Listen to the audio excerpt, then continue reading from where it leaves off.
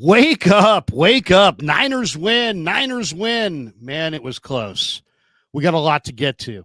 We're going to try to keep it positive, but there's definitely a mix of positive and negative on this one. Let's go. Wake up, wake up.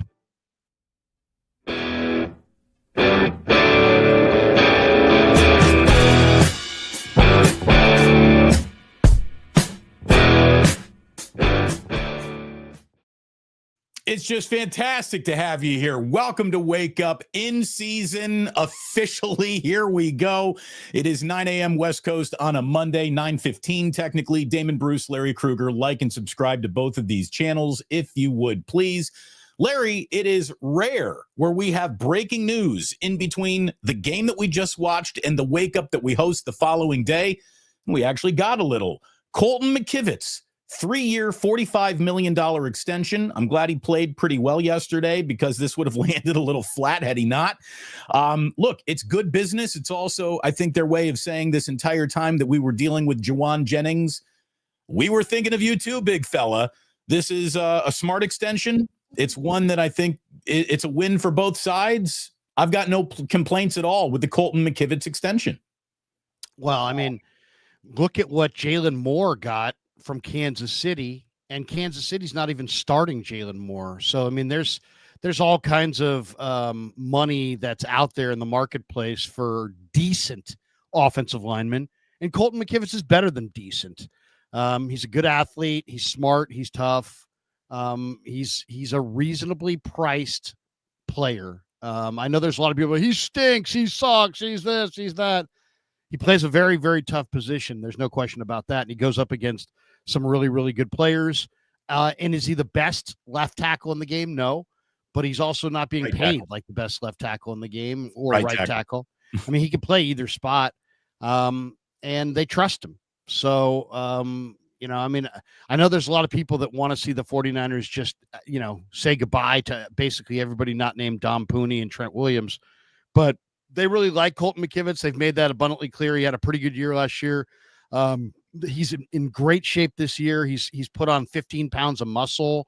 He's a great athlete. I mean, this guy was an all-state basketball player, and he's 6'6", 315 pounds. So it's hard to find great athletes walking around at that size. Because it's hard to find great athletes at that size, these guys always get dramatically overpaid in free agency.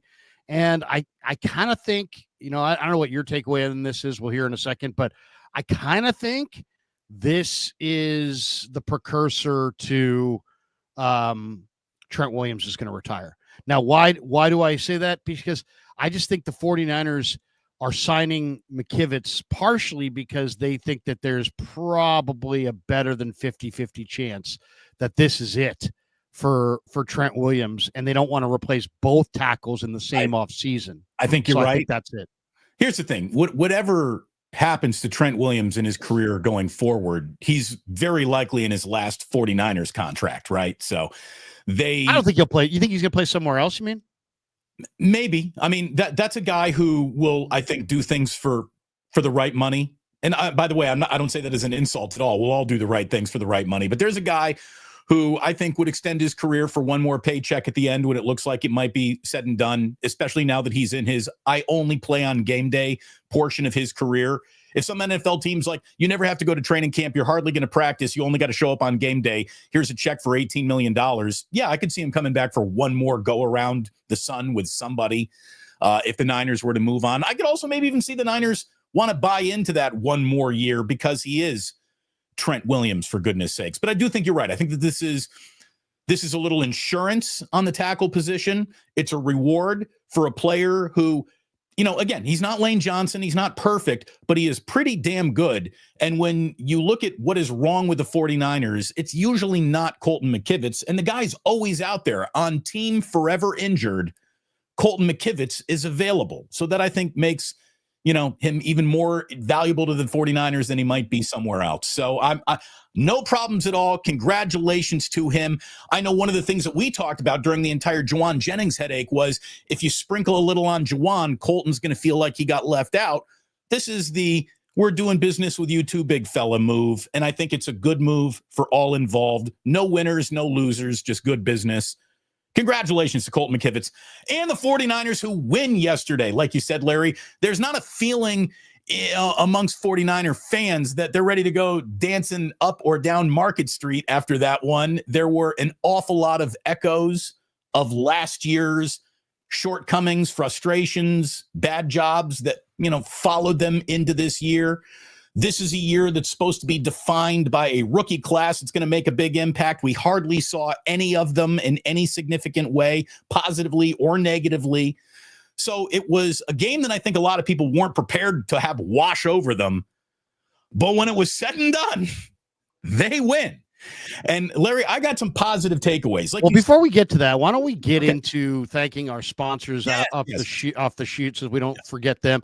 Of course, on the Krug side, we're brought to you by Pig and a Pickle, the best barbecue in all of Northern California. Check them out. They're in Emeryville. They're in Corte Madera. They're open 7 days a week from 11 a.m. till 8 p.m. or until they run out, and they do run out.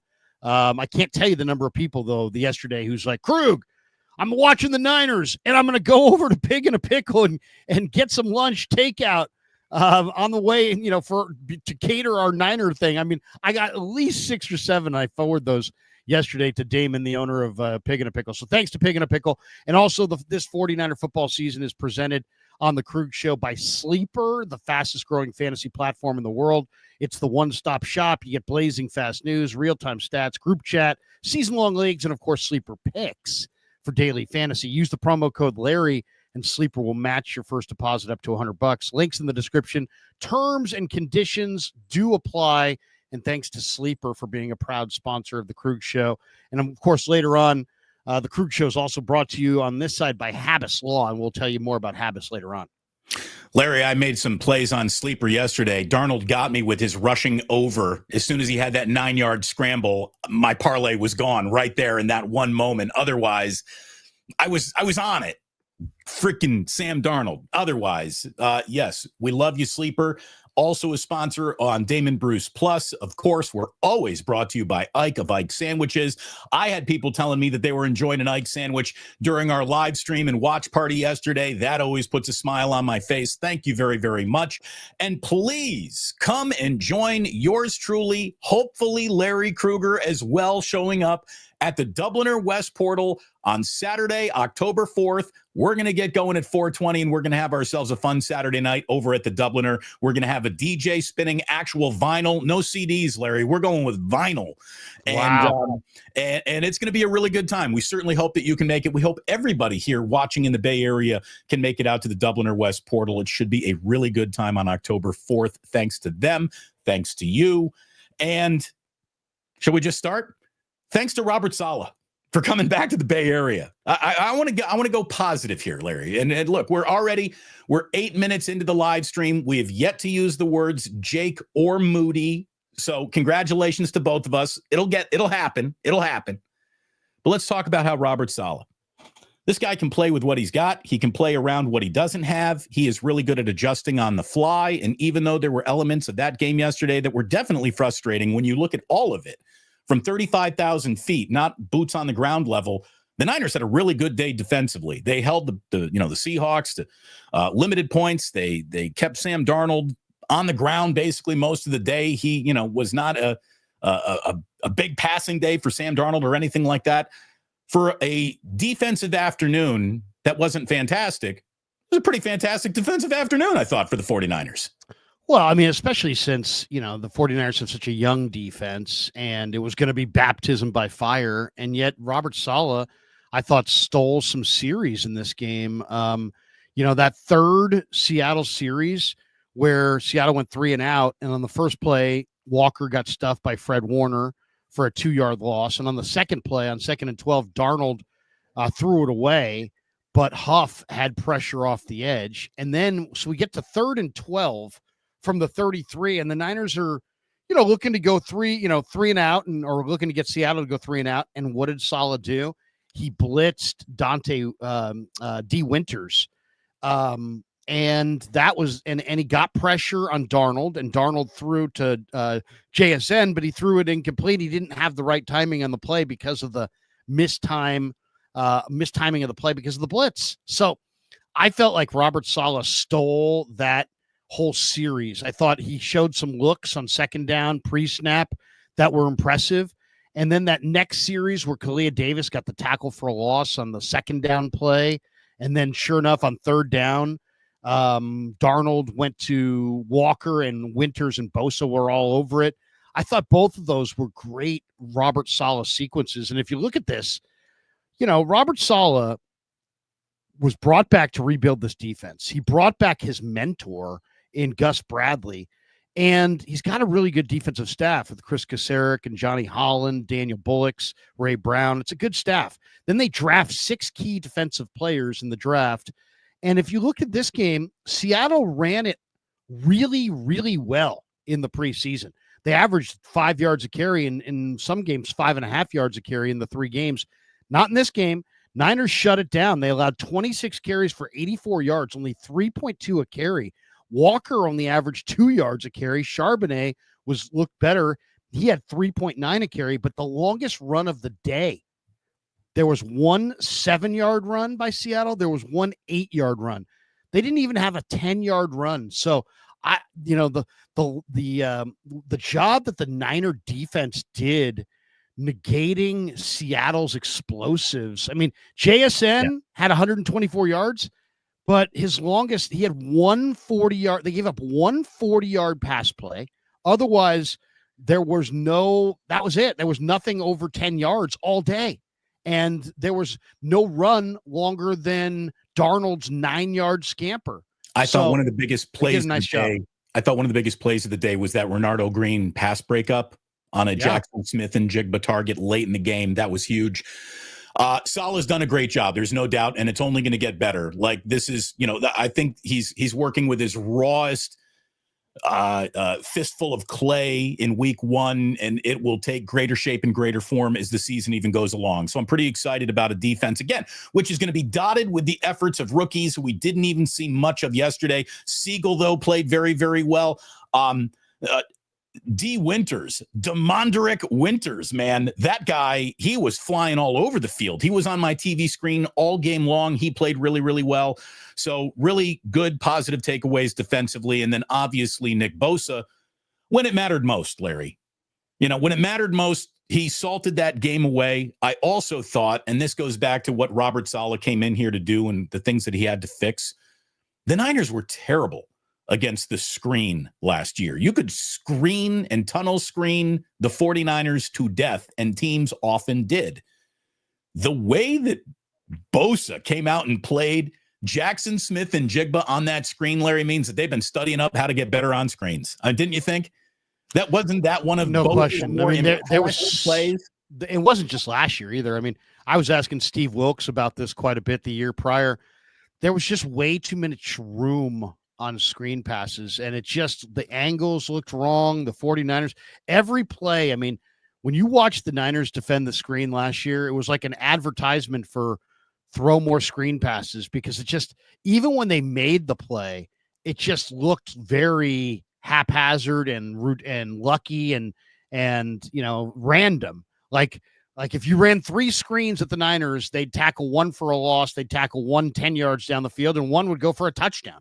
I mean, it had that kind of vibe the last couple of years. So I thought that was good. I mean, the screens that they did throw were snuffed out so thoroughly and so early that it really negated, Kubiak calling more of them. I thought the screen game was really, really good.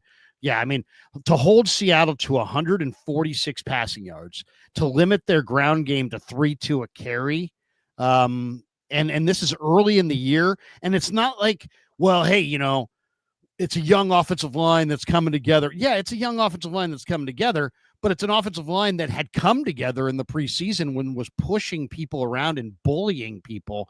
And so the Niners kind of bullied them back. So I thought that was, that first drive, Charbonnet had a bunch of nice runs, and then it seemed like the run fits got better after that.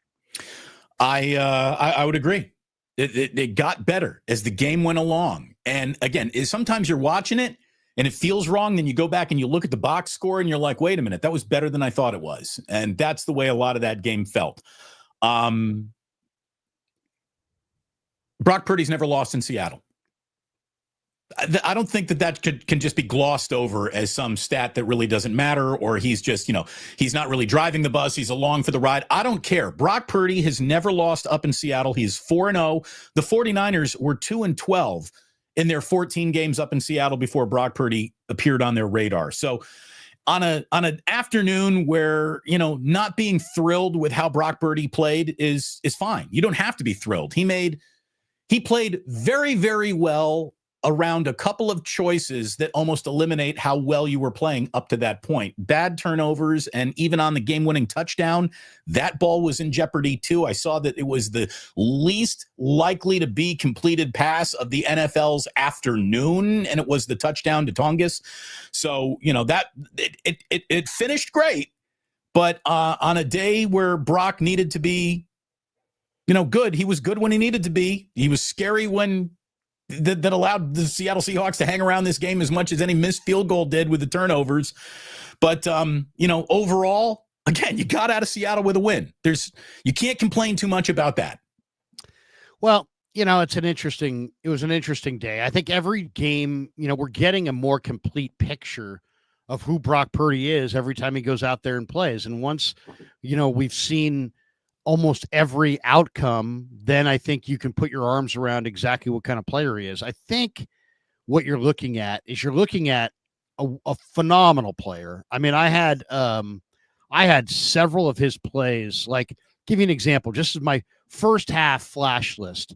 This is only the flash list only includes guys who just had what I would consider special plays, like a really great play. That makes the flash list. And Purdy showed up on this flash list a ton in the first half. Why? Well, the first third down, 3rd and 4, buried inside their own territory, and he throws that nice timed out to Kittle. That was a dime.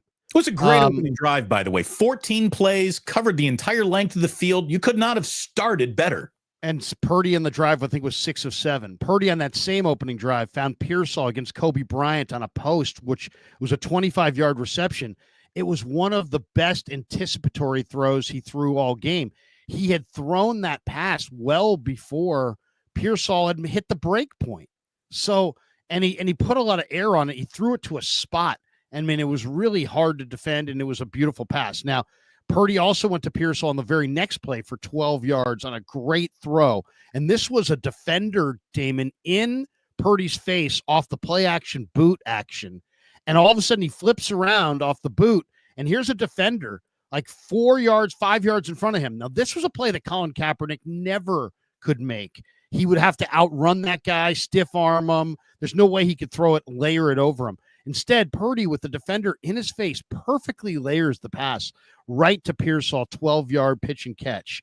Then there was a pass where Purdy went to Kittle against Julian Love and Witherspoon. It looked like double coverage. He put it right there, a dime.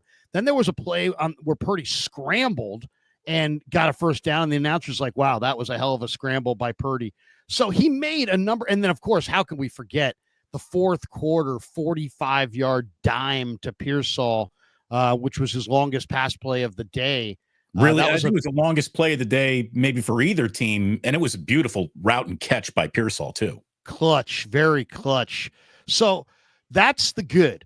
The bad is that Brock threw 2 interceptions and could have thrown a third. And he, love him, hate him, whether you love this part of his game or not, he is in some ways is the opposite of Alex Smith. Alex Smith just would not allow himself in the Harbaugh era to throw the 50-50 ball. Purdy will throw the 50-50 ball, which is good because otherwise, those are opportunities lost. But if you throw a few 50-50 balls, you're going to lose 50% of the time, and the ball's going to go to the other team. And if you don't have a lot on it, those 50-50 balls become quacking ducks. I thought the first interception was bad, but McCaffrey, I think, slipped down. Is that the one we're talking about? The first one, he slipped down, yeah, and then he floated it to Ernest Jones. Picking up the blitz. The Ernest Jones one was the first one, and that was bad. Okay, it was a great play by Ernest Jones, but Purdy basically, once McCaffrey went down, Jones didn't have to honor that. He got a little deeper, but he and Purdy couldn't slide it over the top of his head to JJ, and Ernest Jones got an easy pick. The second one was just god awful. You got 3 defenders there. You got a 4th defender lurking. You don't put anything on it. You float it down. You float that ball. I mean, it could have been picked by anybody. It was like anybody's ball. That's just too. That's too cavalier. That's too. The ball. Here's the thing. Can't take that kind of chance. Every single quarterback in this league is throwing interceptions this year. All of them. No one will have an interception-free season. All quarterbacks, good quarterbacks, great quarterbacks throw interceptions. There are like levels to interceptions, though. And trying to make something happen doesn't mean that was a bad interception because you're trying to make something happen. But what are bad interceptions are when you're throwing lollipops, and that was kind of a lollipop throw, and he threw into triple coverage. A $53 million a year quarterback will throw interceptions, but he can't make the choice to throw into triple coverage. So that's where that's the second pick was the most offensive thing Brock Purdy's done on a football field in a while. It nearly happened again at the end of the game, too. I mean, Tonges comes around and saves the bacon. He basically intercepts Brock Purdy for the touchdown himself because there was a Seahawk right there to make a play. But Brock, he did it. He did it. And on a day where you just needed to get out of Seattle with a win, they did it. And look, I tell you, Larry, on a day where, a lot of young defensive linemen, a lot of experienced defensive. Did Bryce Huff play yesterday? Yes. He did, but he didn't make a big difference. And then you could say Nick Bosa was on the periphery of the edge of having an important, and then all of a sudden he comes up with the huge defensive end triple play, the sack, the strip, the fumble recovery. 3rd time in Bosa's career he's done that in one game, by the way. When it mattered most, Nick Bosa salted that game away. That was just a huge moment for him. It's the biggest play that he's made on a football field since the Super Bowl season. It really is. So that was big for Bosa, I thought. And look, Christian McCaffrey might not be the guy he used to be. He might not have that gear or the speed, or maybe it's going to come. It wasn't necessarily there in week 1, but dude, that guy is still very much a weapon. An awful lot of touches. If he had a great offensive line in front of him, I mean, Christian McCaffrey's runs that fail usually have to do with contact that's being made on him behind the Niners line of scrimmage. I mean, he runs into more defenders on the wrong side of the line of scrimmage than he should. That's on the offensive line. But man, McCaffrey, he was the workhorse yesterday. He was. And maybe Kyle Shanahan's got a little bit of a Christian McCaffrey drug problem. But I understand why he can't stop using him, because for much of the game, he's the only guy out there, especially with Kittle getting hurt, making big plays for you. So a great game, I thought, from Christian McCaffrey. Even though he didn't get into the end zone, he was all over that game plan. And look, I think, Larry, at the end of the day, no matter what went wrong, no matter what you didn't like, no matter what, rubbed you the wrong way about how the Niners played or functioned or how special teams looked like an adventure still, Seattle is one of the better teams, I think, maybe in football this year, and one of the more difficult defenses to play against this year. And Brock was facing a pressure rate that was the most extreme of his career, with not a lot of help around him to make plays, and with too many mistakes, too many penalties, too many turnovers, devoid of special teams improvement. They win in week 1 in Seattle. We wanted to see a little bit of a better brand of football, I think, across the board. But at the end of the day, an ugly win is better than a beautiful loss. And that's a good way to start the year. And now let's wait on, the severity of the Kittle hamstring to really talk about how week 1 went. By the way, we should probably get into a little bit of the negative here as well, which is that the 49ers had 4 major areas in the offseason that they needed to improve on. The defense, the special teams, the kicker, and the offensive line. And they improved on the defense, but they've swung and missed at improving at the other 3. They didn't improve the kicker. They came back with a competition that they said was legitimate, but obviously didn't feel legitimate because the guy who had the better stats didn't win the competition. So it just felt like a exercise there. We need to have some competition for Jake because we want to go with Jake, but we got to have some competition. So they had this nominal competition, right, and the guy who actually kicked the higher percentage wound up losing that competition and lost it early. So they didn't improve their kicker. They're going with the same joker kicker. They're going with the same joker special teams. I mean, their special teams continues to absolutely be a disaster. From the beginning to the end, the special teams in this game was a complete disaster. Yeah. The hold on Jair Brown on the first punt return put the Niners on their own 5-yard line for the first drive of the year. So before they've even snapped one freaking ball on offense, Brant Boyer's special teams unit has him buried at the 5. Okay. Then Moody misses a short field goal. There was another penalty. Sky Moore had a fumbled ball that he was lucky enough to retrieve and recover in the second quarter.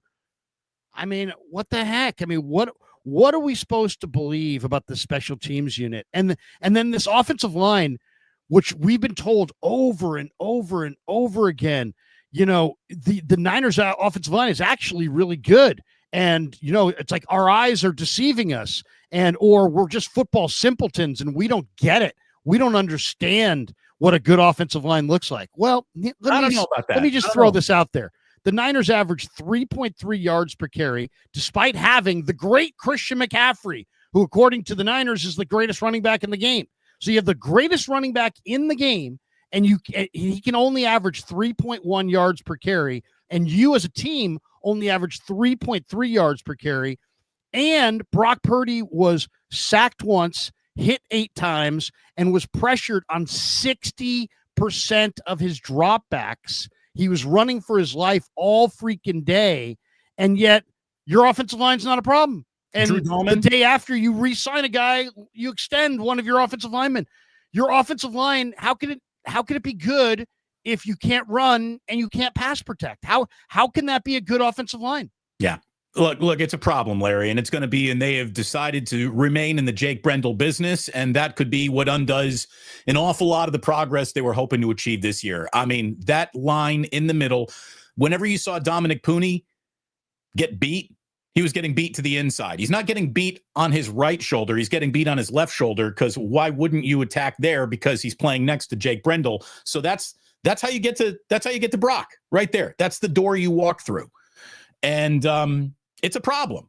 It's a problem. It's a problem that we begged them to address either through the draft or through free agency. They chose not to. So they're choosing to live in this world. Back to Brant Boyer. Okay. Not better at all. You know, Brant Boyer, not better at all. Not only was the return coverage suspect as hell, you know, you're dicking around with the likes of Sky Moore. Like, you were brought in to be the special teams fixer, and still you're making moves in the 11th hour, which says we haven't fixed anything. We're bringing in Sky Moore like 6 days before the season starts because we still don't have this figured out. Guys that I said, we need to draft this guy, ain't even on the team, will never play in the NFL. That was all for Brant Boyer. You know, the field goal. Stop listening. The Niners, please stop listening to these coaches about personnel. Brant Boyer could be a great special teams coach and know nothing about special teams personnel. It can happen. He's proven it. Damon just cited it. He pounded the table and wouldn't shut up about Junior freaking Bergen. He was a total average nobody who's not big. He's not fast. He's not anything at this level. And instead of having some scout say, hey, special teams coach, shut up, we'll handle this. They said, everybody's like, oh, Brant Boyer. Guess what? Your special teams coach is going to want a special teamer. How about maybe an offensive lineman? How about Willie Lampkin? How about Jared Ivey, who's a pretty good defensive lineman? How about Chris Paul? How about, there's all kinds of football players out there, and you're going for kickers, punters, specialists. You're acting like you're the 85 Bears and the 86 Giants and the 84 Niners all rolled into one, and all you need is a little window dressing here and there to really win it all, when you're delusional. You are delusional. Your offensive line's not good enough. Your defensive line's not good enough, and you're investing draft picks and draft capital in FCS nothing return men. Okay. I mean, stop listening to the coaches in draft time. Let them sit in another room. Have your scouts draft. How hard is that? How hard is that? You're a couple of years older than me. You and I have been watching football on our lives for a combined, let's say, 30 years of me really paying attention, 30, 40 years for you really paying attention. We got like over 70 years of watching football experience between the two of us. In your entire life, have you ever seen a field goal protection caved in the way the 49ers field goal protection was caved in on that block for Jake Moody last night? I mean, look, maybe that was an excellent Seattle play. I don't know. I think it was also probably full of special teams mistakes because that's who the Niners are. It's in their DNA. They will fuck up on special teams. It's what they do. And I've never seen 3 penalties on special teams. I've never yesterday. Seen. How many times you had your return man, your handpicked return man fumbled, your handpicked kicker shanked another 35-yard field goal. You had multiple penalties on your coverage units. Saron Neal, you told us, was a Pro Bowl special teamer. If he was out there, I didn't see him. Who's making a tackle? Who's making a tackle? Look, late in the game, they almost let the ball come back to the 50-yard line. The Sky Moore allowed the first ball to fall and didn't field it. So the Niners started their first, and then the penalty started the first drive on their own 5-yard line. I mean, the Niners were the worst team in football as far as their starting position, field position wise, and their opponent's starting field position. That what they call the secret yards within. Right. The Niners were last in this category last year, and sure enough, they get the special teams coach. They defer to him like 19 different times. I asked him. I said, "Were you given any assurances?" I didn't need any assurances, really, because we need assurances that this is not a train wreck of a special teams unit. So they brought this guy in. They're acting like this guy's Frank Gans and Dave Taub all rolled into one, like he is the special teams god. And they're still crappy on special teams, and they're still buried in a hole. So, I mean, this offseason where you had to find a new kicker, didn't. Had to find an upgrade on your offensive line, really didn't. I mean, you found some backup guys for down the road, but you're still got the same situation where you're basically a tackle injury away from Brock Purdy running for his life and the whole season being flushed down the toilet. By the way, one tackle injury away from the season really hanging in peril. Did you go for a tackle? No, because it wasn't quite right. We didn't have quite the right. We were looking for perfect, didn't find perfect, so we passed pretty good 15 times on the way to drafting Junior Bergen. Right. We're all about our offensive line, but we passed on Willie Lampkin, who was the highest graded offensive lineman in preseason, and was signed by the best offensive line in the game, the Eagles. We passed on that guy so we could take a smallish Montana State return guy who is small but isn't fast. Makes sense. By the way, we do have a little bit of breaking news, and we'll get back to Jake Moody in a second. Jake Moody anxiety, if turned into power, could be enough to run a mid-sized city. I mean, that's how much anxiety comes with any Jake Moody kick. But what we got is a little breaking news, Larry, that we got to get to. Let me see if I can share this screen right here. Are you ready to get back in business with Kendrick Bourne? Because he's coming back to the 49ers. It's a 1-year deal, $5 million max value on that. Ian Rappaport has it right now. Kendrick Bourne issuing, just like Michael Jordan, a 2-word press release. I'm back. Well, he's not quite issuing the press release. It's just a graphic. Well, and we got a glimpse of this yesterday. Barrows asked Shanahan about, hey, what's the status of Bourne? Bourne worked out for the Niners last week, left the facility, went to Washington, then announced on Thursday or Friday that, hey, I'm not going to sign with anybody this week. I'm going to take the weekend to think about it. And I think what he meant was these teams are going to take the weekend and look at what they got, and then we'll see if they up their offer. And my guess is the Niners probably looked at their injury to, the Niners also got an injury to Juwan Jennings this week. How much of this is Juwan Jennings? Hey, what do you know? His calf really is hurting after all, because Juwan Jennings didn't look like a wide receiver about to command a $20 million a year salary yesterday. So maybe that's part of it, but also the Kittle injury. Don't forget the Kittle injury is also a major part of this because you can't go to Kittle. So and the Kittle backup is not a blocker. So you're going to probably have to go to 3 wides, but that's a problem because you don't necessarily like your wide receivers or have a lot of wide receivers. So now you add Bourne and he gives you another wide receiver option. So, I mean, I like it, I guess, but I will say this. I don't think Bourne's the same guy that he was pre-2023. Well, and he wasn't much.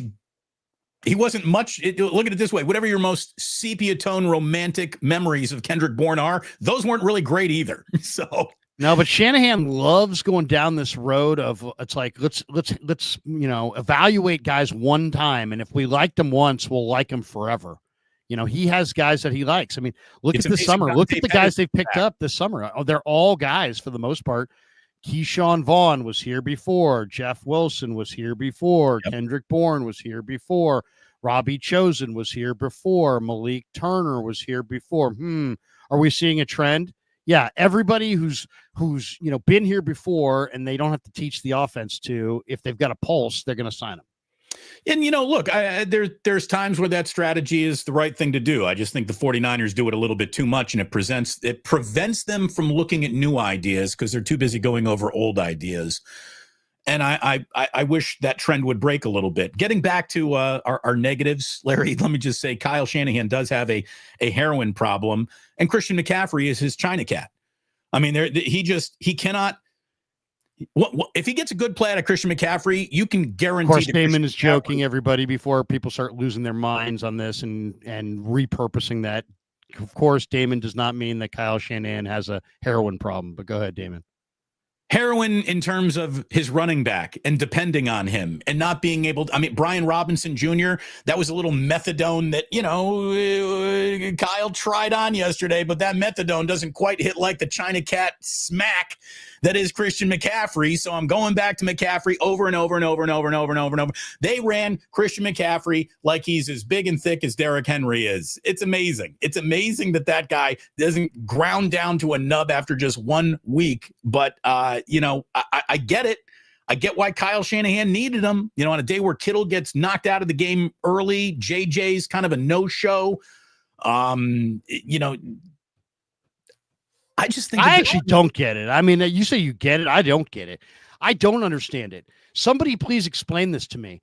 How is a guy who's so incredibly valuable to you and was on the injured list and he was so injured that he couldn't go through a walkthrough the other day, and he's so injured that he can't participate in practice, but then game day, he gets 32 touches. I mean, he threw him 10 passes and he had 22 runs. He caught 9. He had 31 touches, and Brian Robinson had 9 carries, and he had 10. So and all of them were right behind Jake Brendel. Over 3-to-1. Over 3-to-1 ratio of CMC to Robinson. That, first of all, that's not going to work on many fronts. It's not going to work because CMC is not going to stay healthy. It's not going to work because Brian Robinson's going to be pissed off. It's not going to work because you're going to wind up using CMC for a month and then he's going to be out for the year. By the way, let me ask you, why can't they figure out that CMC has to be utilized? But if he's so fragile that he can't do a walkthrough, and if he's so fragile that he has to take himself out of practices and he's limited, then why on earth was this a lie? Was this like an end? I'd rather you tell me that you were lying and playing games and that he's 100% fine and there was nothing ever going on. At least that's a game plan. At least that's a strategy. At least there's some semblance of reasoning involved there. Otherwise, you just showed me you're running a marathon and you just ran the first mile at some breakneck pace in flip-flops, but now you're going to run the next 25 miles in this total responsible fashion. So I have no idea what the Niners plan is, but if you took it on face value, you would say either they were lying to us about the injury or they blatantly overused their injured running back. Which one is it? I think it's a combination. Toot, things can be equally true, once said a great broadcaster in San Francisco. And I think that there's part of that there. I think there's an element of both of those things being in play. Let me ask you this, Larry. Did the 49ers get a player back, or did they get draft pick compensation when they traded Isaac Guerrero? They didn't trade him. Oh, so why not play that guy who definitely has talent, definitely can catch a ball, definitely can go out and run some routes for you in the slot or out of the backfield, and can absolutely help you win a football game if you give him the chance to? He didn't even get on the field unless he played special teams. Did Guerrero even have a snap on his body yesterday? Yes, he played special teams, but yeah, where is Guerrero? I mean, why can't you have 9 passes to McCaffrey? That couldn't have been 4 and 5 to Guerrero. You really needed to give McCaffrey 30 plus touches. I mean, does anybody really believe that this is sustainable? Let me ask you this. Don't you think Guerrero would do the exact same, if not better, than Marquez Valdez-Scantling? Where was he? I didn't even see him either. He got out there. He was in the mix doing nothing. He didn't make a catch. No, he didn't. I don't know if he was even targeted. They didn't even throw him the ball. Yeah, they weren't even targeted, but he was out there. Yeah, no, I mean, I just, if this is the plan with CMC and his body can withstand this punishment, then you know what? I'll stand corrected. But I won't stand corrected because his body can't withstand the punishment. And we're going to basically see, the Niners, most teams have 2 backs and they use a little bit of one, a little bit of the other, and they get through the entire season. Like Seattle, right? Seattle used a little bit of Charbonnet, a little bit of Walker. 12 carries for Charbonnet, 10 carries for Walker. Why can't the Niners, have like a normal, a sustainable plan? Instead, it's this totally unsustainable plan, which we're going to drive McCaffrey into the ground. Hopefully, when he does get hurt, he won't be out for the year. And then we'll use Brian Robinson exclusively, because at that point, McCaffrey will be out of there. Right. Brian Robinson will be your featured back. Why can't you split it up a little bit more equitably? They act like CMC is just, I mean, he's a very good player, but you know what? Guess what he averaged? He averaged 3.1 yards a carry. But guess what Robinson averaged? 3.7. Not his Robinson fault. had a better per average carry number than CMC. So why does one guy have 22 carries and the other guy has 9 carries? Well, and look, you can tell the nobodies of the world to screw themselves, but you can't tell Brian Robinson that, because he's going to tell you to your face you're effed up, because he's a strong personality. So they're playing with fire on this one. They better split this up better. Yes, they got the win, and I guess that's the bottom line.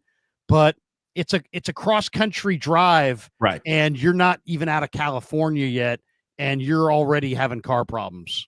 I think that Shanahan needs to become a little bit more dynamic in some of his play calling too. Like if McCaffrey's having success touching the ball 2-3 plays in a row, he's going to get the ball on play 4 and 5 as well. Like it just, once he goes to him, he can't go away from him. And you'd think that now that everybody's got their eyes on McCaffrey, it's the perfect time to go away from him. A little razzle dazzle. Like give me a play that Isaac Guerrero works on in practice. And it's the only thing Isaac Guerrero does in practice, because Isaac Guerrero's been told Brian Robinson's here. That means we're not going to need you like we used to. But what we are going to do, Isaac, is give you 4 plays. And these 4 plays, when we call them, have to work, have to go for 3 yards every single time we call it. This is what you do. You are our magic. Need a play in a game. Wasn't expecting to see you. Here it is. Wrinkle. And on a day where, Kittle is out and JJ isn't doing much. And, I thought yesterday was the day where give me a little bit of a wrinkle, especially in the red zone. It's 2nd and 3. They're absolutely looking at Christian McCaffrey getting the ball on 2nd and 3. Don't hand it to Christian McCaffrey to make it 3rd and 5 because he got stuffed in the backfield. Like, there's too much of that. There's just too much of that. McCaffrey is being met in the backfield far too often for a guy getting that many carries. But it's a hell of an offensive line. It's a great offensive line, Larry. No notes. It's a great offensive line. And if you don't understand that it's a great offensive line, you don't know ball, and you're kind of a simpleton. And it's like, it's that kind of dialogue that just absolutely is so nauseating. You don't realize how great this offensive line is. Well, you're right, because you can't run. and your quarterback's running for his life and was pressured 20 times in the first half and like 60% of his snaps, you're right. I can't appreciate the greatness of this O-line. I don't understand it. It is beyond my thinking capability. We're too simple for that. So we started positive. We drifted into anxiety and negative. Larry, I know we got a whole bunch of supers we got to get to here, but let me just give everyone the facts, because here's where you stand after 4 quarters of football. The 49ers have started the season 1-0 now for the 3rd consecutive year and for the 10th time in the last 14 years. So 1-0 is where they are. 7 of their last 10 season openers on the road have been won. So they're very comfortable opening the season on the road. I'll tell you that they're going to New Orleans next. New Orleans looked awful yesterday, so it should be a lot easier of a challenge. Larry will have as big of a challenge in New Orleans, maybe as the 49ers, just getting from Baton Rouge after a day of drinking in an LSU game to the Superdome. God bless you, Krugers. May the Lord guide you on your path between those two cities. Shanahan is now 4-5 in season openers. And that was regular season win number 71 for Kyle Shanahan, which ties him with Buck Shaw for the 3rd most wins by a coach in franchise history. So the next time Kyle Shanahan wins a football game, he will stand 3rd all time by himself in terms of winning head coaches for the 49ers. He is 21 wins shy of Bill Walsh, 26 wins shy of George Seifert for number 1 on the all-time 49ers coaching wins list with 98 regular season wins. So, you know, we love to bag on Kyle in good times and in bad. There's no doubt about that. He's a pretty good coach. And even though his offense sputtered a bit yesterday and it felt like Robert Saleh really saved the day, Shanahan and company go to 1-0.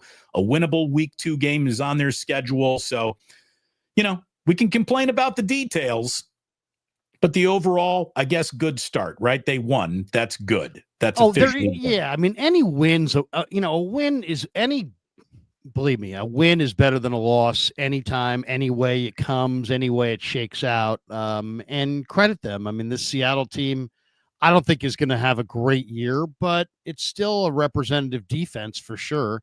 And this was going to be, I mean, I don't know if you agree with this, but I personally feel like the Niners are going to have absolutely 6 war games against their division.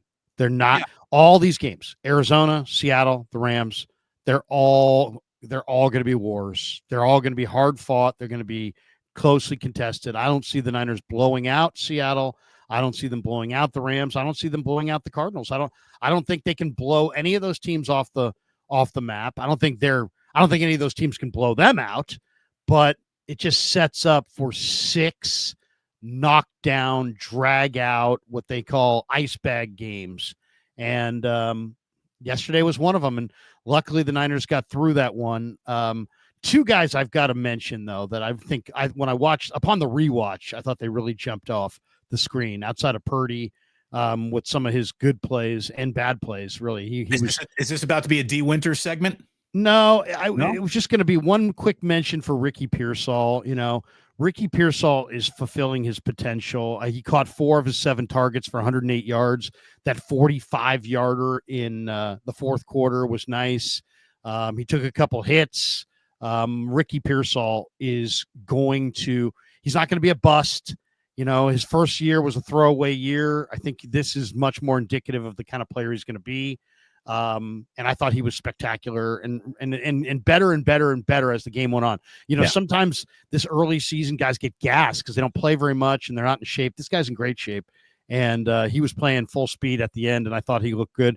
The other guy that, man, I don't know what to say about this guy, but every time I see the Niners play this guy, I think this is one of the greatest players I've ever seen. And this is Julian Love. Oh, dude. You know, what an elite player. He had the blitz sack of Purdy in the 2nd quarter.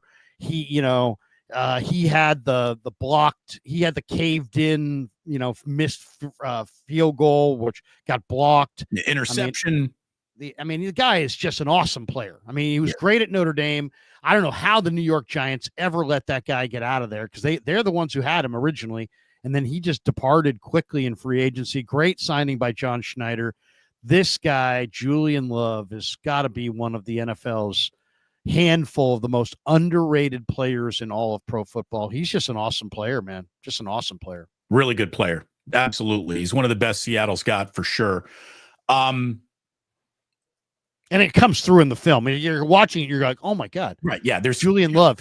He makes huge tackles. He makes big plays, special teams, hitter, nose for the ball. I mean, guys. You don't have to look hard for him. You don't have to look for him. He pops out on the screen. He really does. I know we got some supers to get to here, but can we just talk about that Sunday night game just a little bit? Because that was really an instant classic. What a finish in Buffalo. But it's incredible, Larry. I want to use what happened last night as an example of the evolving NFL and what a Super Bowl does for a guy's reputation. And it's too bad that Kyle doesn't have one, because it would certainly save him a whole bunch of headache. John Harbaugh.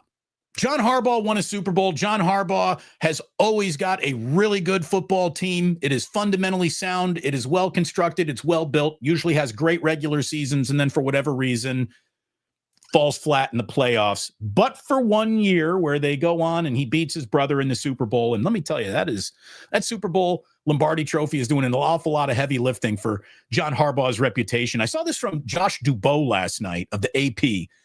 John Harbaugh's 17 blown double-digit leads in the second half is the most by any head coach in football since 1991.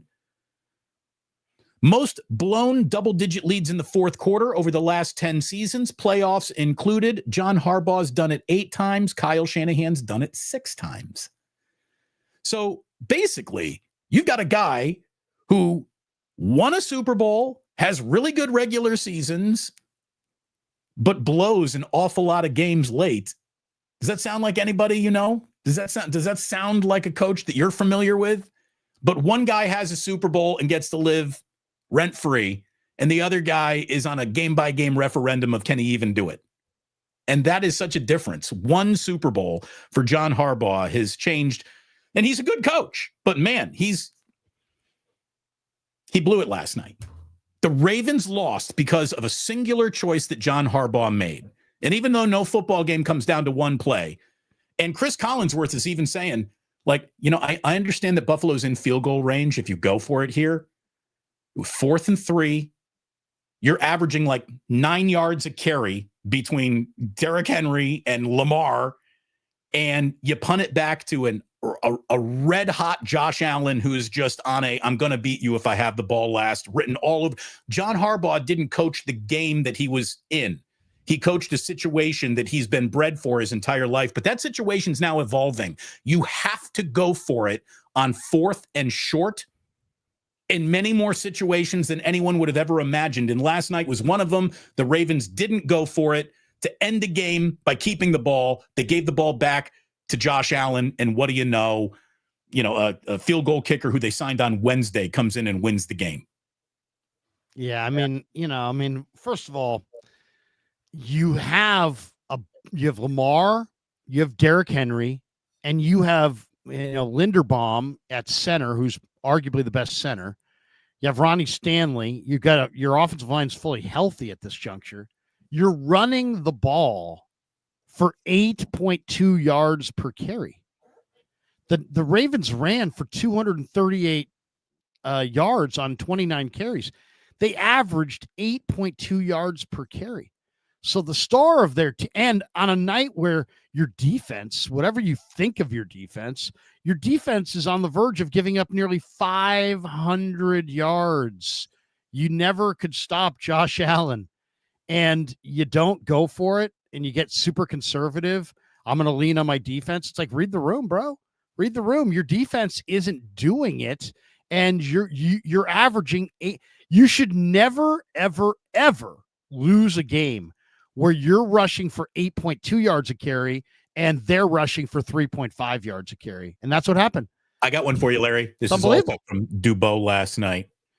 Or maybe it wasn't from Dubow. I saw it somewhere else. I just got it off of Twitter. Teams that scored 40 points behind 240 rushing yards were 277-0 before last night. Now they're 277-1. Well, they had 238, so they didn't quite have 240. But yeah, I hear you. I mean, it's unbelievable. I mean, if you run for 200 yards, you got to win. And if you're running for 8 yards a carry and you don't win, that you probably didn't run enough. Maybe they should have run even more than they did. They ran 29 times. Lamar threw 19 times.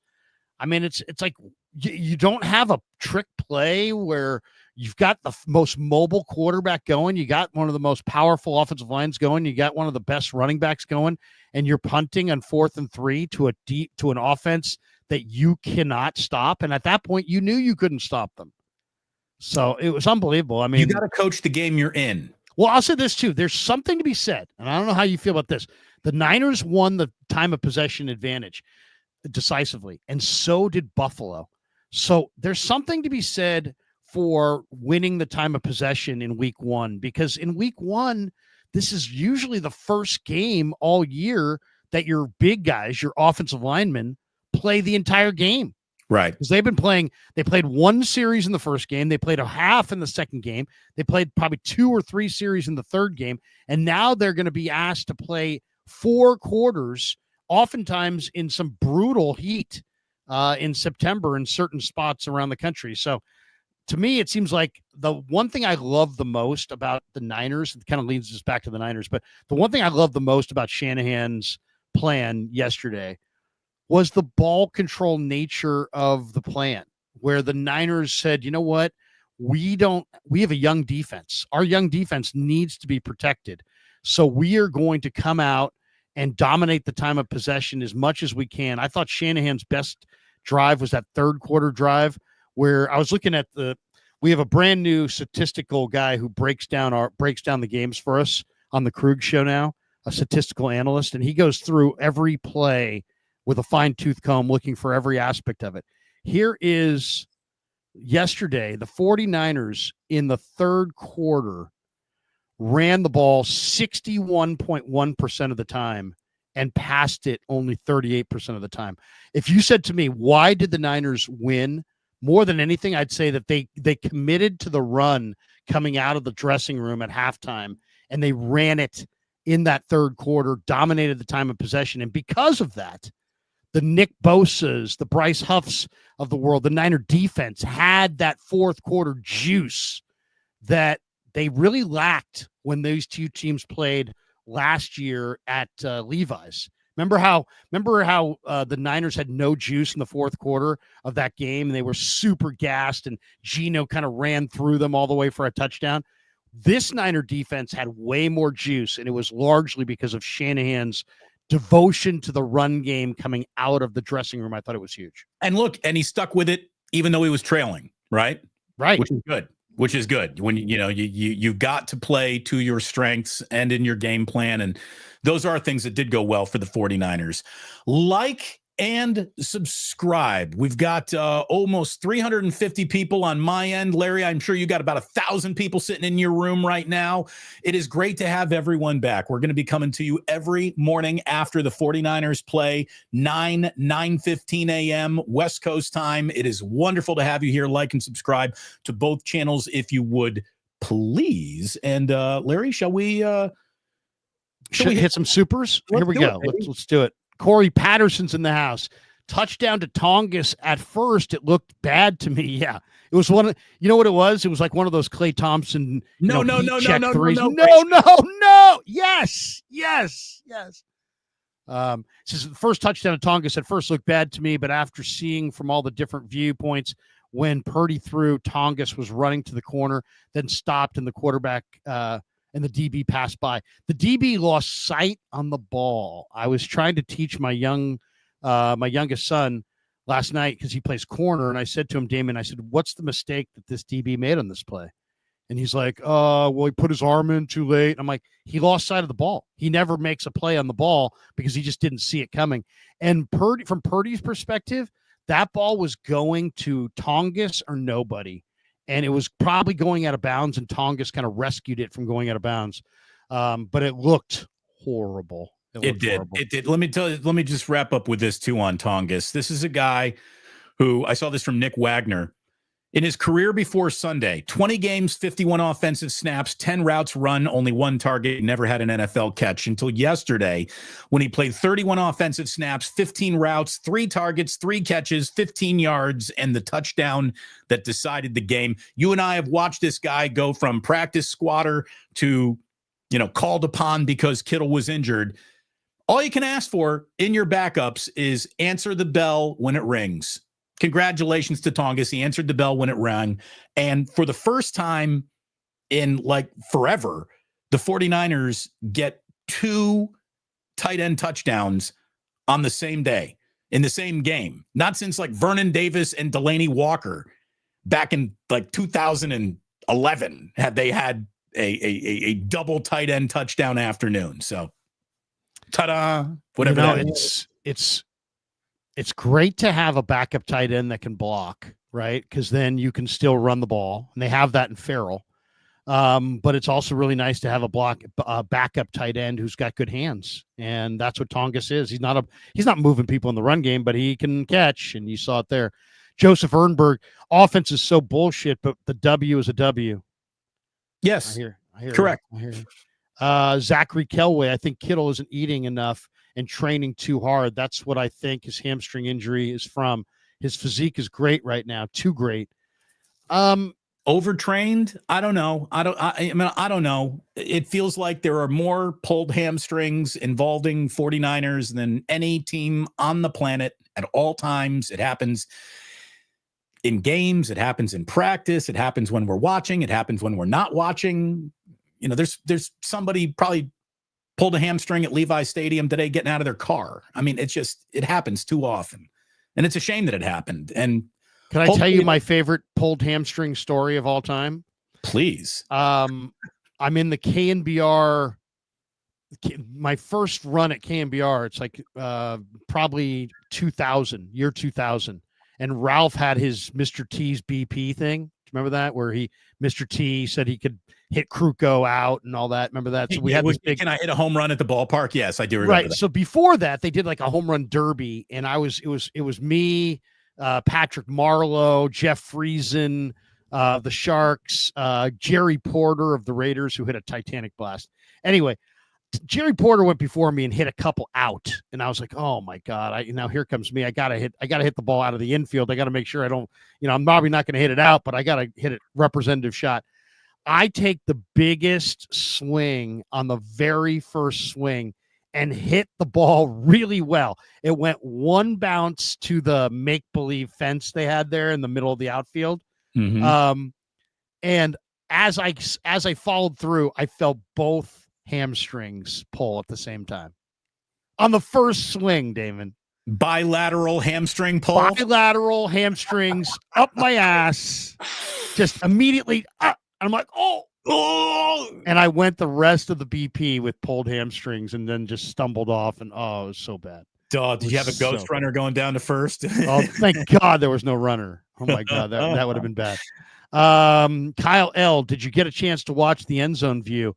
What was the issue with the interior? Was it all Brendel? Jake Brendel, 0 push anytime we went middle. They didn't. I mean, I did watch it again. I haven't watched the all 22 copy. I watched the TV copy again last night. I'll watch the all 22 this afternoon, and I'll get you a little bit more details for Niners Nightly by tonight. But yeah, I'm going to be looking at that as well. Ben Diesel, 85. It was so good to see the grit that Saleh brings. Return to San Francisco. D. Winters really showed off his improvements, which is very promising. Yep, D. Winters looked good. He looked good, and Saleh. What a great addition Saleh has been. Why no Nick Martin yesterday? Why wasn't Nick Martin dressed? Because he doesn't have a special teams role right now. And so they didn't have, but that could have been a huge mistake if Warner had gotten seriously hurt early. That made you hold your breath for a little minute there, didn't it? Oh, yeah. And then when I saw it, I thought, is it a neck thing or concussion? But no, he just got kicked in the mouth and he was just, basically bleeding from the mouth. Ricardo Rodriguez, Bill's got a kicker on a red-eye flight to kick a winning field goal. I think the Niners can get a kicker better than Moody. Game ball goes to Saleh in the D. Yeah, no question. Greatness 54. I have to hear Forrester talk about Jake Brindle being a Pro Bowl center. I'm going to tear my hair out. The guy is trash. Yeah, I mean, it's like, come on. I mean, if he's really good, then I need to see really good results. Right. And I'm not seeing really good results. I'm seeing a team that's struggling to run the ball and can't protect the quarterback. Someone's like, Kyle, are you going to move on from your kicker? If he was going to move on from his kicker after one miss, he had the wrong guy on the roster to begin with. They're trying to make this Jake Moody thing happen. Again, if Jake Moody had been drafted in the 6th round or undrafted, he wouldn't be on the team anymore. I don't know. I don't know if you can go with the Niner fans with the one miss. How about one miss a week? I mean, he's the guy's missed a lot. Blood Moon says if PM, who's PM? Oh, Patrick. Well, who's this?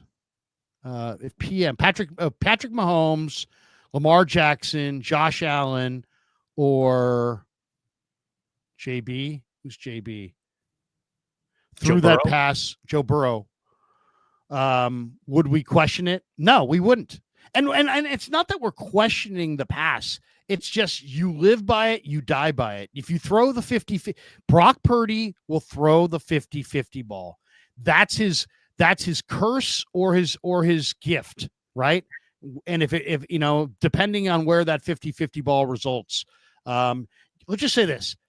You can't play quarterback in the NFL if you're 100% unwilling to throw the 50-50 ball. But you're not going to play quarterback long if you throw too many of them.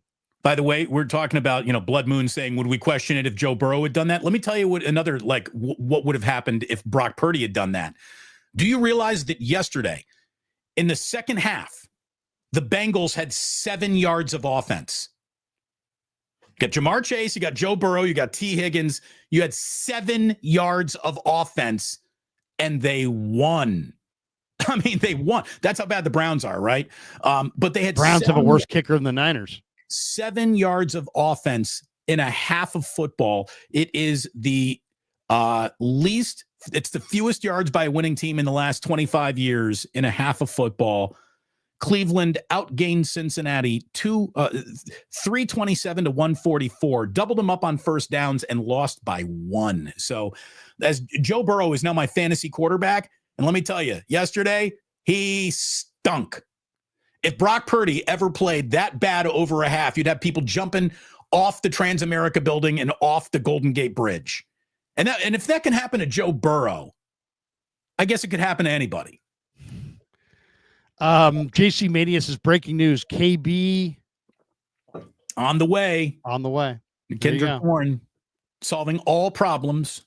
Yeah, I don't know, guys. It's not. Just remember this: Jeff Wilson was on the way too, and he, suddenly it wasn't the same Jeff Wilson. Don't expect Kendrick Bourne to be the same Kendrick Bourne. I just, to me, he's not the same guy or anything close to it. He does have a message for the 49ers, though. He said on his social media, "Missed y'all, faithful. God is the greatest." So he's happy to be back. Joseph Ernberg says KB won't do a effing thing. Get younger players. I agree. Go for younger players. There are younger players out there that are better than this guy. Or go for an older player who's definitely better. Anyone happen to notice Keenan Allen's production in week 1? I sure did. Yeah, Keenan played well for the Chargers, but you know what? Here's the thing. Who's to say Keenan would come here? We don't know that. More money makes things like that happen. He went back to the place where he's comfortable, but he looks good there. Joseph Ernberg says, we signed Bourne for $5 million, but not Keenan for $8 million. Yeah, seriously. I have to agree on that one. Fuji Simeon, Moody even had some kickoffs lead to touchbacks. We got this one from Sonia Leary. Allen almost threw interception in the end zone, and it was caught, and he is a hero. Purdy does it, and he almost made a mistake. Love the show.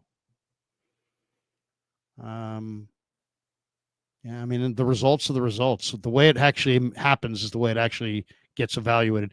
Barry Ford, bang, bang, just getting here. Lady Luck was kind to the Niners. Glad to see Pearsall show up. How bad is Kittle's injury? We'll find out today. They're doing an MRI. He's getting an MRI. Who else is getting? I think Fred Warner's getting an MRI today too, right? I think it's JJ, isn't it? Isn't Jennings getting an MRI? And Juwan Jennings is getting an MRI today on the shoulder, I think, for Jennings. David Young, guys, do we think Moody's still on the team by the home opener? Loving the coverage here in Belfast. What does it say? It's a Antrim. It's a place in Belfast, apparently. Okay. So thank you, David, for watching from Belfast and tipping in euros. We do appreciate it very, very much.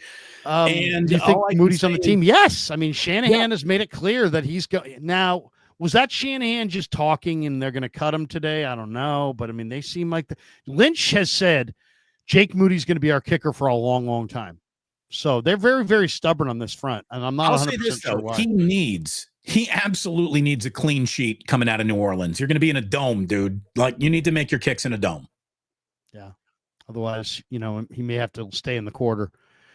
David Young, guys. Okay, we got that one. Actually, that's a repeat of the one before. David, you doubled down on us, but thank you. Thank you, David. Fuji Simeon, with the new kickoff rules, kickers like Moody who can kick with power are no longer needed, just needed to be accurate and consistent kickoffs. Moody is not. I mean, I brought this up to you and to others in the postgame show. If you had a debate and we just said, okay, hey, let's do a live stream.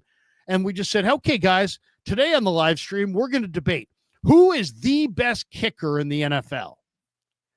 Something tells me that the winning argument would be about who's got the highest kicking percentage. It wouldn't be, hey, man, Cam Little of the Jags made a 70-yarder, thus he's the best. Right. It's the guy in Dallas. It's the guy in Kansas City. That's, it's not about distance. It's about consistency. Yeah. The best kicker is not the guy who kicked the longest kicker, the longest field goal ever. It's the best kicker who makes the highest percentage.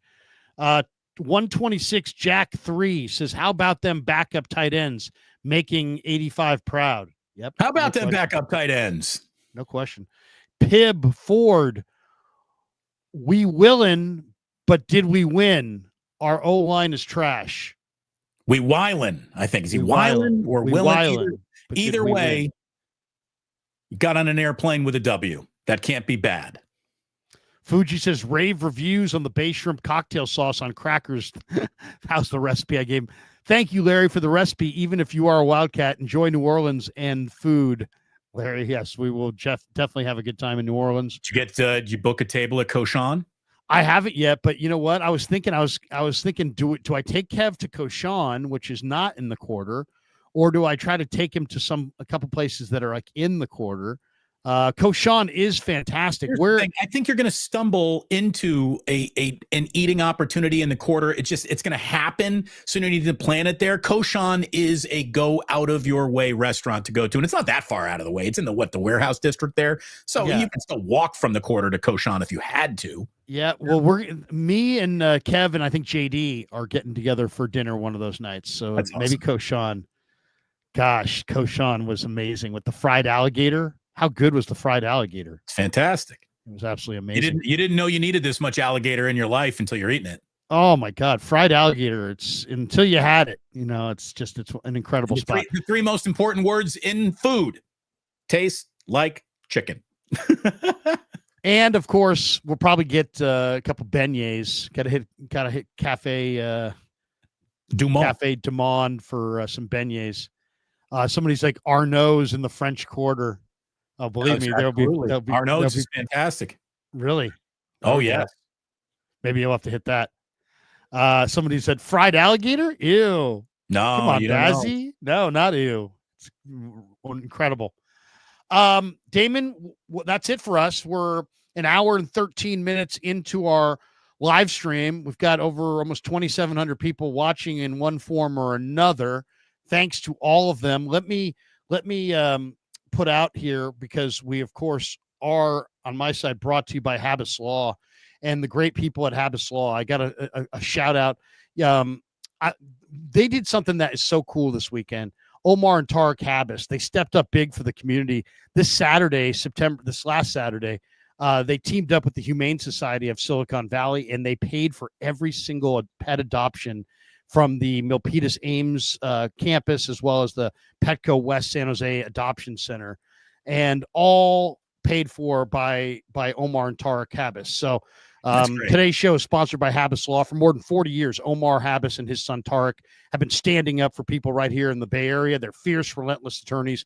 They don't back down until justice is done. When you need a great attorney, you need the best. My dad was an attorney. My brother's a judge. My sister's an attorney. I know a good attorney when I see one. And these guys are rooted right here in the Bay. They're official partners of Bay Area institutions like the Giants, the Earthquakes, the Sharks, San Jose State, Santa Clara. So if you need someone in your corner, call the insurance company. Call the firm the insurance companies are hoping you never call, and that's Habas Law. They'll fight to make it right. Visit their website, habaslaw.com, 1-800-INJURED. Once again, they will fight to make it right. And thanks to Habas Law for being a proud sponsor of the Krug Show. On this note, Damon, we'll give you the final thought on the day. We did game balls last night, the Habas Law game balls, but now after having 24 hours to kind of, read about it, maybe watch it again, take a look, give me your final thought on this one, brought to us by Habas Law. I'm going to give a game ball to Nick Bosa on the defensive side of the football, and I'm going to give a game ball to Christian McCaffrey on the offensive side of the football. No one on special teams qualified for a game ball. As a matter of fact, you owe me a football. That's how bad special teams was. Average game.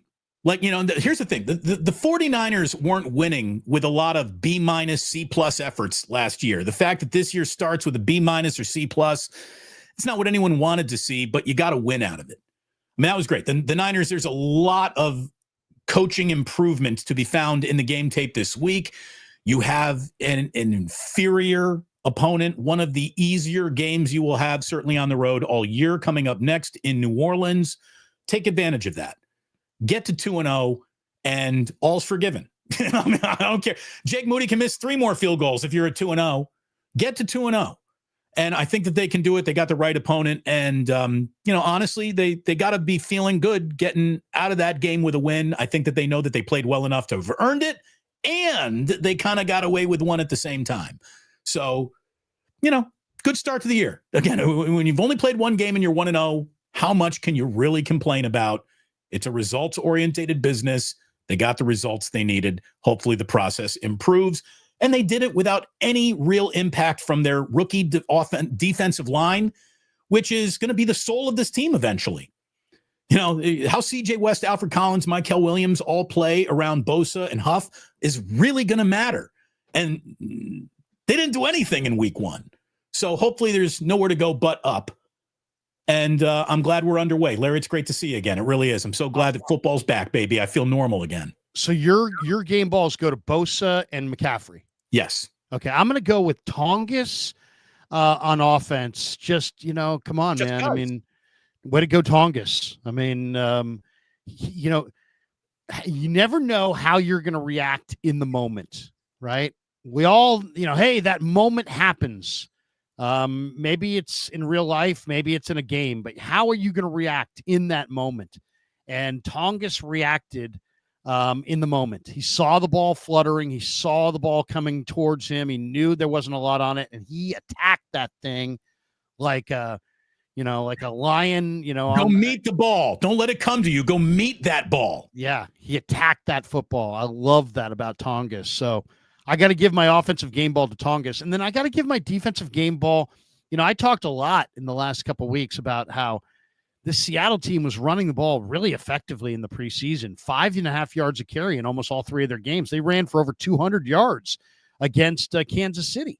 And the Niners held Kenneth Walker down to 2 yards a carry. They held Charbonnet to 3.9 a carry. They held Seattle to 3.2 a carry after they had run for 5 yards all summer. So I got to give it up to Warner and to Winters. Those guys combined for 14 tackles, 9 solo, and 3 TFLs. Winters played in the backfield more than I've ever seen him before. That speed and that attacking ability, now that he knows the defense, that's what they really missed. That's what they missed.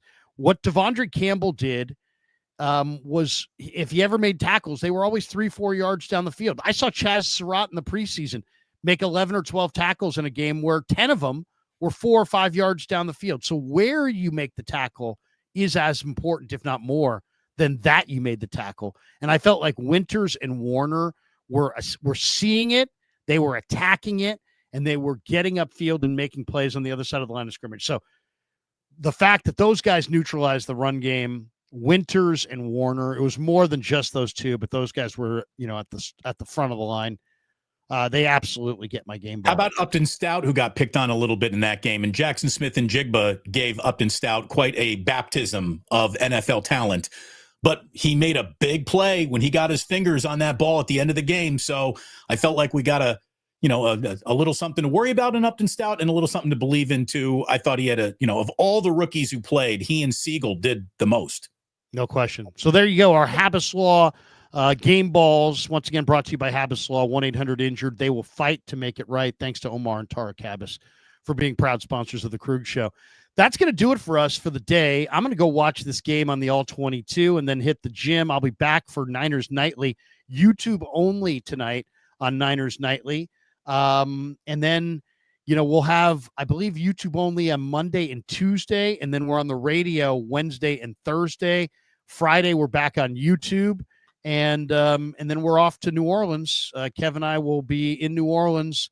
There'll be no Niners show on Saturday, but we'll have lots of coverage from New Orleans and lots of videos from the quarter, and we'll try to give you the sights and sounds and smells and all that of I don't know if it smells, but we'll try. Enjoy the etouffee somewhere outside of Death Valley, baby. You're going to LSU, a Saturday night game at LSU. That's as good as it gets. That's SEC, baby.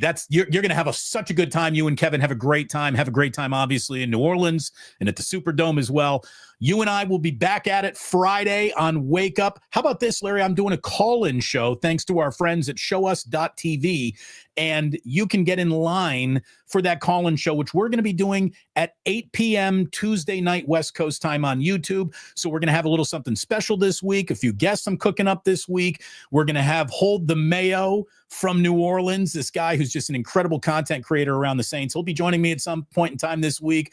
We will talk about red beans and rice and the New Orleans Saints, and it's going to be a really good time. Larry, we'll talk again on Friday. We'll wish you the best then and travel safe then. But sounds good. And also, we should tell everybody we'll be back on Friday at 9 a.m. Don't miss it. Also, we're going to New Orleans courtesy of our sponsor, Clawdaddy Arcades. Clawdaddy Arcades is footing the bill for the Krug Show to fly across country and stay in New Orleans for 4 nights, and he's footing the whole bill. So thank you to Clawdaddy Arcades. He's a great follow on Instagram at Claw_Daddy_Arcades to find a location near you. He's got a brand new location that just opened in Capitola Mall. He's got another one opening in Visalia Mall. So thanks to Clawdaddy Arcades. How about this? How about this? For sponsoring the Krug Show. Clawdaddy doesn't have to send me anywhere. I just like to be sent a roll of quarters to go play some video games. If I gave you a roll of quarters and you walked into an arcade, your first video game would be? Going straight to Galaga every single time. Galaga, baby. I'm old school. Give me the Galaga. I kind of like the centipede with the ball with the ball that sometimes you get your finger kind of pinched in there. Yeah, that can hurt. That kind of hurt. But what really hurts when you're playing Golden Tee and you're going for a big drive and you pinch both your thumbs at the top of the ball. That's painful. That's painful. Well, anyway, that's going to do it for us. I think we got all the supers. We got that one. Yep, we do. We got them all. All right, that's going to do it for us. Thanks to all of you. Thanks to our sponsors. Hit like and subscribe on your way out the door. Good job, Mary. Good job. Shop all of our sponsors. Get out there and go Niners. Go Niners. Maybe they'll give them Miatas at the end of the year for the razor. Yeah. Peace.